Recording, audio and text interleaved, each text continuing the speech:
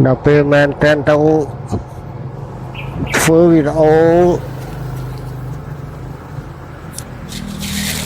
ធ្វើឲ្យបងប្អូន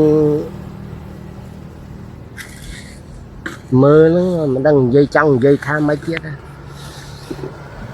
ពេលធ្វើហ្នឹងរនឹកនិយាយមិនឃើញមិនដឹងនិយាយថាម៉េច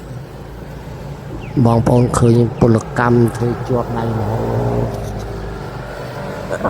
អត់ទំនេរទេដៃនឹងមិនស្ងៀមទេ